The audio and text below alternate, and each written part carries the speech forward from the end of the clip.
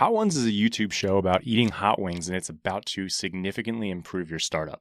This is a breakdown episode where we zoom in on a company or product that's done something extraordinarily well and try and figure out how. We'll then make that digestible so you can use the tactics, mindset, whatever it may be for your startup. Back to Hot Ones. Hot Ones' growth is preposterous. The show's gone from 0 to millions of subscribers and literally billions of views in about 5 years. It came on my radar in the last 12 months as I was told to watch an episode by a tech friend, my aunt, and finally some guy I just met in the dog park 7 minutes earlier. That's the middle of a pretty ridiculous Venn diagram, and I'm going to have to watch that show whenever that happens. So I did. What I found was a relatively straightforward framework that's been the catalyst for the ridiculous growth at Hot Ones. The more I dug, the more I realized that Hot Ones had created a blueprint for early stage startups and really any type of product or content to grow. This is a blueprint I'm now implementing with content for Idea to Startup and for Tacklebox. I think it'll really help you too, so let's get into it. And as always, Idea to Startup is brought to you by Tacklebox. If you're working on a startup idea and have a full-time job, we've got in-person cohorts in New York City and virtual cohorts that can happen anywhere, and they'll help you validate and build your startup, getting to the point where you can make the decision whether you want to quit your job and go after it full-time.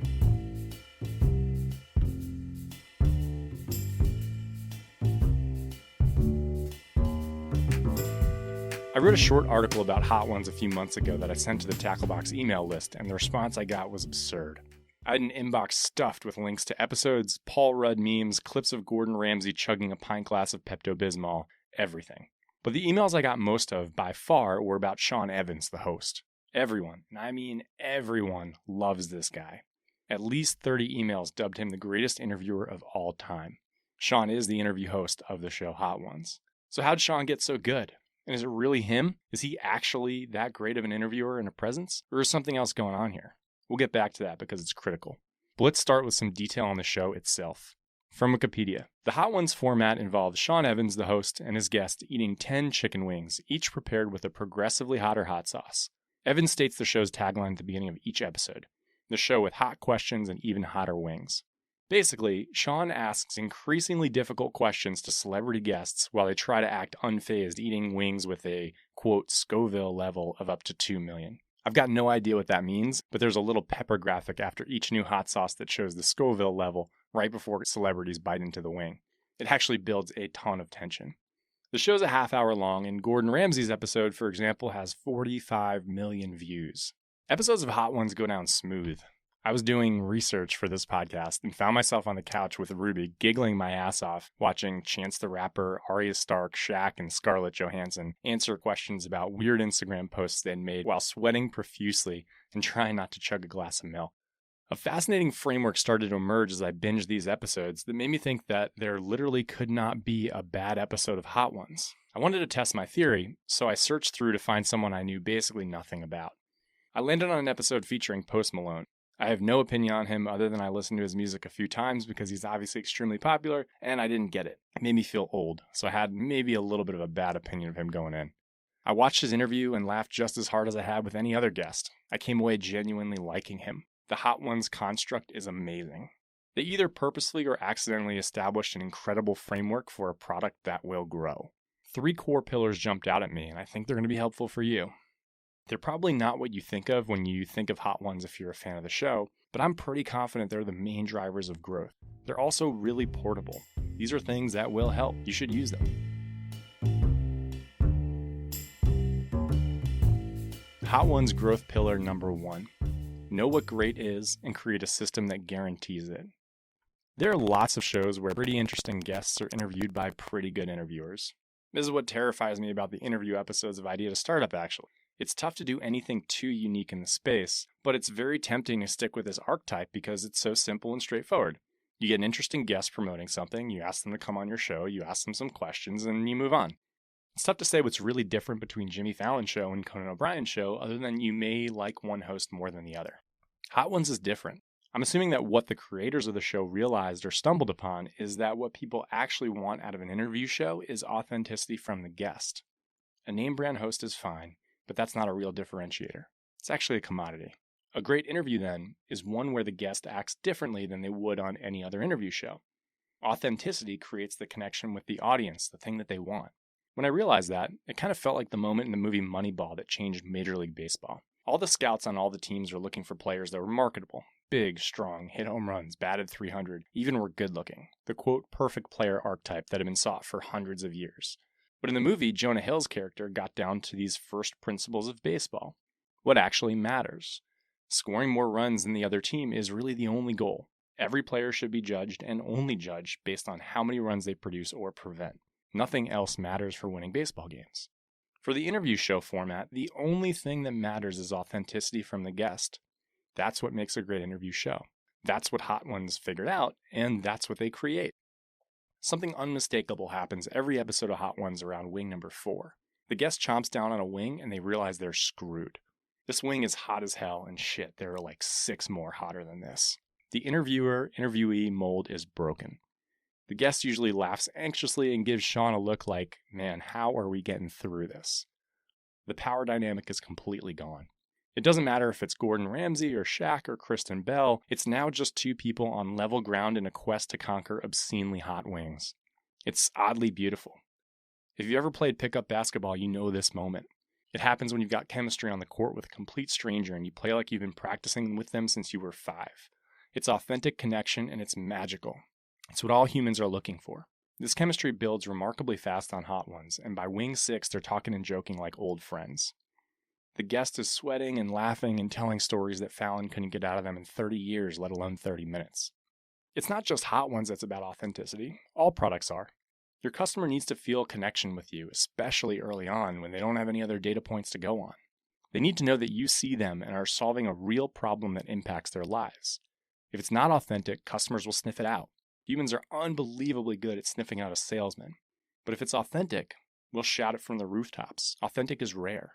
Authentic causes you to answer an email from a stranger just to tell them that you love Sean Evans. I've got an inbox full of those emails to prove it. Hot Ones recognized that wings and questions were a perfect formula to get an authentic interview. The formula makes it impossible for there to be a bad interview. They don't have to hope the guests will have brilliant chemistry with the host. The system guarantees that chemistry. It's brilliant. And, of course, Sean seems like a really good host. Probably the best host I've ever seen. But why is he able to be so good? I think it comes back to the framework. First, he's eating the wings too. We're watching him struggle along with the guest. That makes it immediately real. Second, there are constraints to his questions. He only gets to ask about 10, and they have to get tougher as they go. 1 question for each wing, getting tougher.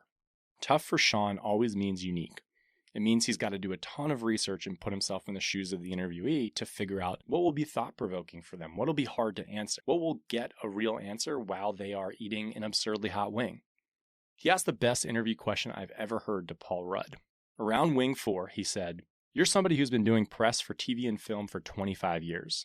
Do you ever think about how much your narrative is shaped by the need to package the details of your life into these instantly accessible anecdotes?"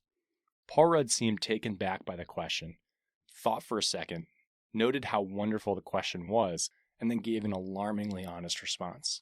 That's the type of stuff that happens on Hot Ones.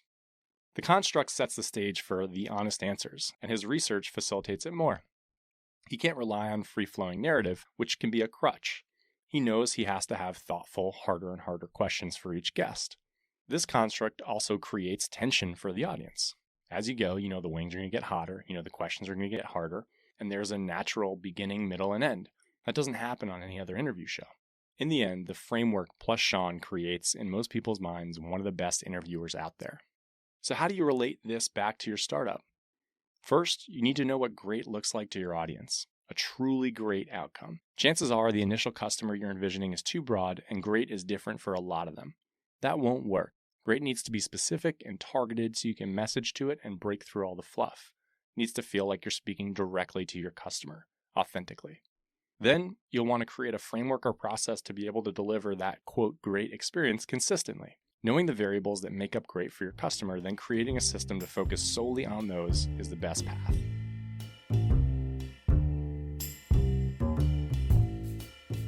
Hot Ones growth pillar number 2. Create clear boundaries and rules of the game.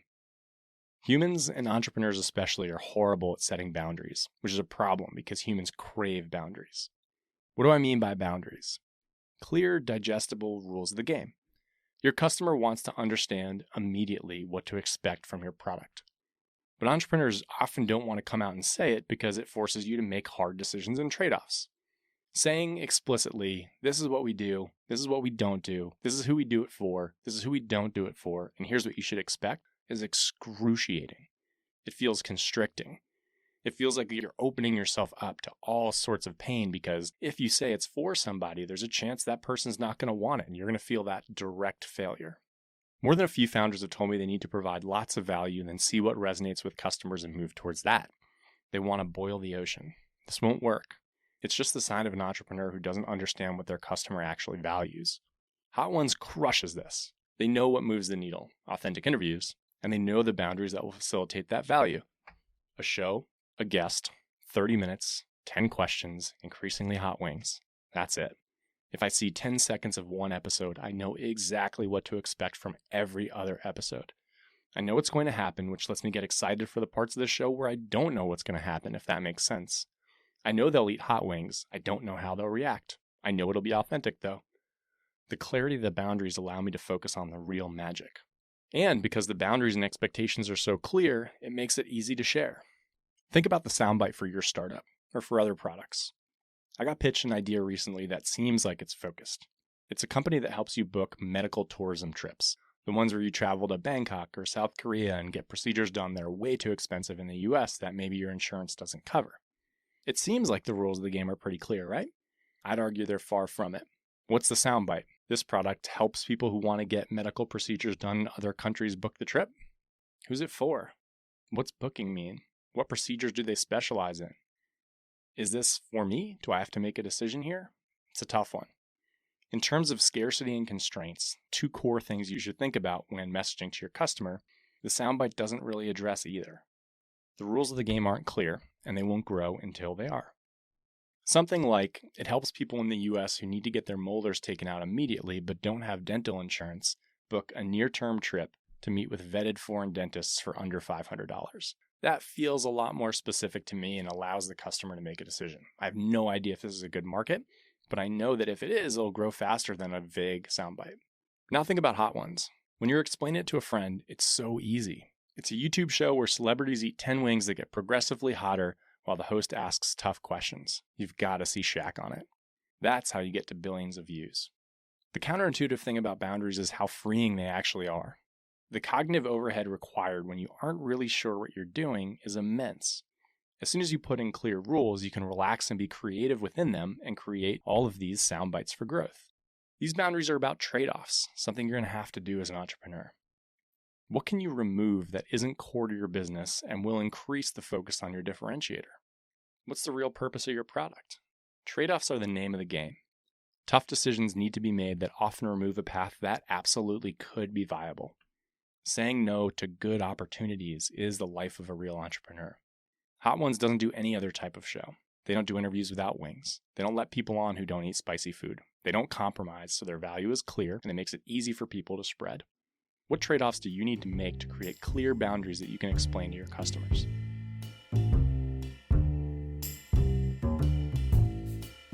Hot Ones growth pillar number 3, consistency creates compound interest.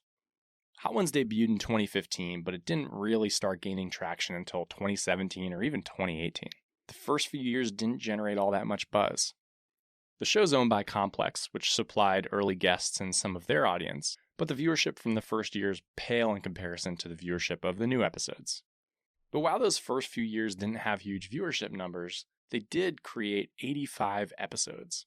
This backlog was established while ironing out the process and figuring out how to make Hot Ones great. I've seen lots of articles touting the, quote, overnight success of Hot Ones, but that overnight success took at least 3 years. What's powerful about the old episodes is that they're still relevant today. Authenticity doesn't really have an expiration date, so when a new viewer stumbles upon Hot Ones, they've got nearly 200 episodes to browse through and watch. It's incredibly difficult prioritizing early on in the life of your startup.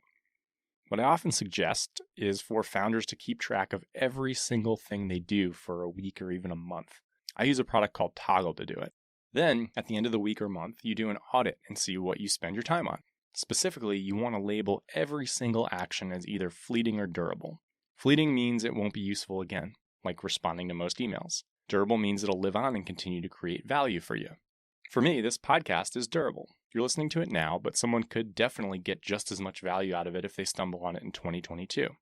The emails I responded to this morning are fleeting. No one's ever going to get value out of those again.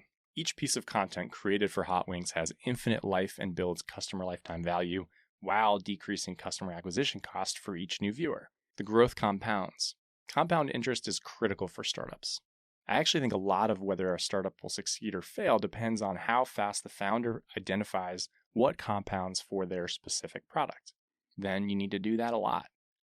One of my favorite quotes from Charlie Munger is what he calls the first rule of compounding, which is to never interrupt it unnecessarily. Hot Ones figured this out. They understood that these episodes would compound and lead to growth down the line, and they just churned them out even though the audience wasn't huge. Growth is a lagging indicator, particularly for content. There's a good chance a lot of the episodes from 2015 didn't really create value for Hot Ones until 2018.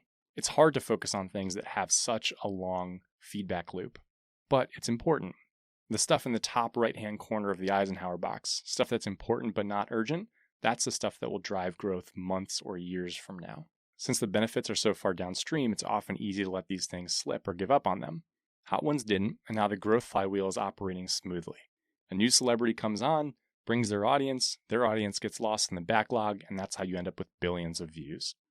So is it really surprising that a show about eating hot wings is this popular? Nope. The question for you as a founder is, how can you find out what compounds for you? How can you stay motivated long enough to let that compound interest kick in? How can you stay focused on that top right-hand corner of the Eisenhower box, knowing that growth is a lagging indicator, but that it will pay off in the end? These are the questions that are hard, but are so important for you early on. As always, reach out to me at brian@gettacklebox.com with questions. And if you want help leveraging the tactics we talked about in the show with your startup, feel free to apply at gettacklebox.com. And I would definitely recommend getting lost in a couple episodes of Hot Ones. It's a pretty magical show, and I think all of the constructs that we talked about will be pretty obvious, and I think it'll help you with your startup. Have a great week.